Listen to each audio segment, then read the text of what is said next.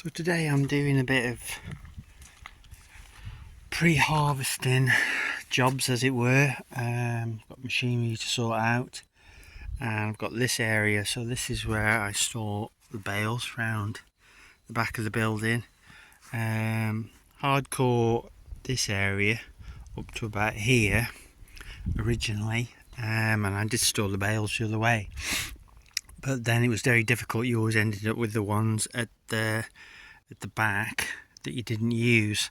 So last year I decided to do it a different way and store them this way on, and hopefully then if I've got some left I can still access them, as it were. So I keep them in sort of rows. That's where the oldest ones were. I managed to get them from there. And then I've got these here. So I've got quite a few left this year, so obviously those will be the ones that I will want to use first. And then I've got an area basically either side to put this year's bales. The only problem was, and it was because of the roofing over the muck store, I kind of ran out of time, possibly money. So I didn't get much stone here. It was just a little bit on it, and it got quite muddy in the winter. Now it looks a bit of a hole there that's full of water, but it wasn't as bad as that. But what I did the other day is I dragged what would have called soily stone, because it had churned all up from these couple of places. It's dragged, I've piled it over there. So what I've had a load of stone hardcore delivered, so I'm going to put some more stone in these areas and any of these other low places. I guess I'm filling my own potholes, as it were, and try and get this ready, leveled out a bit for when I'm unloading the bales off the trailer and putting them in the stack.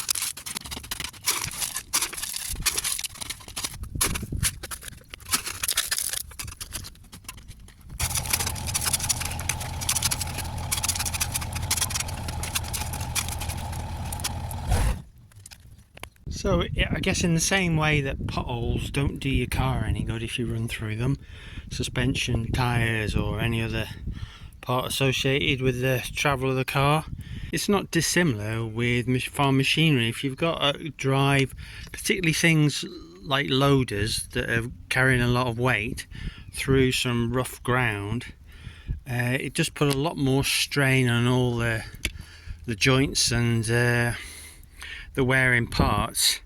So having it something a bit more level is not going to be a bad idea. So and certainly improves operator comfort as well, doesn't it?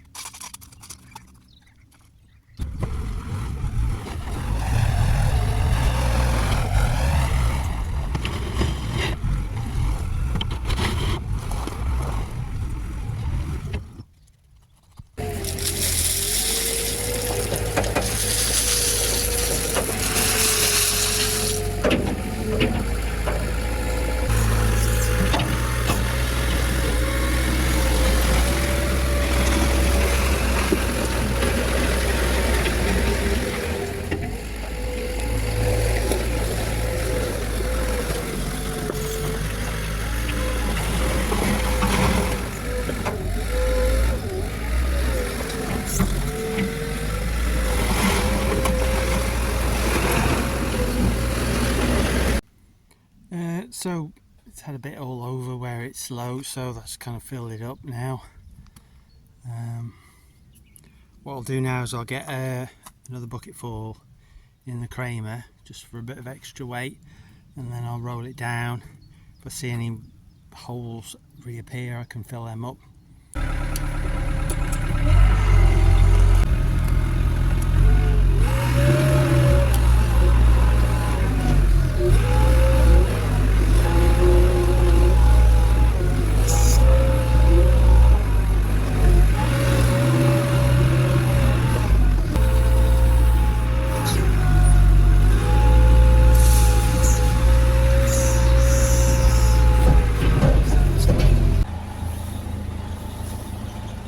So in order to put the bales down there, I obviously need to clear away that IBC ring feeder, and there's concrete panels.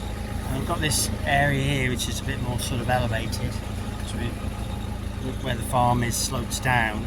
It doesn't really do much, a bit of a waste ground, so I'm going to try and move it up here. Just need to shift all these branches and stuff which I cut out of the tree when I did the clean water tanks. They've been lying here since last autumn, so I'm going to take them around somewhere else.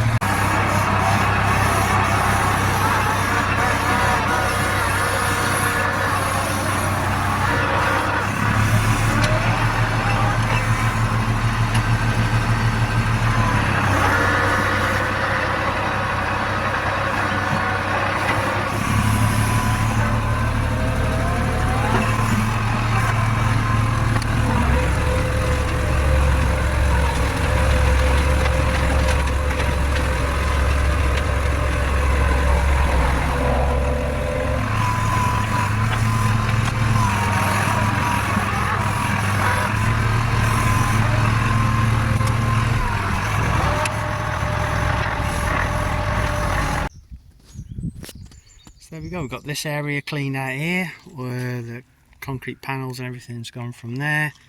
Move the roller and the muck spreader from that side, so we've got basically area for storage area for bales either side, depending on how many bales we've got and what we need, but we should be okay. This area's got a bit of a roll in before I put the roller away, so that's helped to compact it a little bit, I think. And that's all stored up there on the top out of the way. Anyway, thanks very much for watching. I expect it next video might be the silaging one.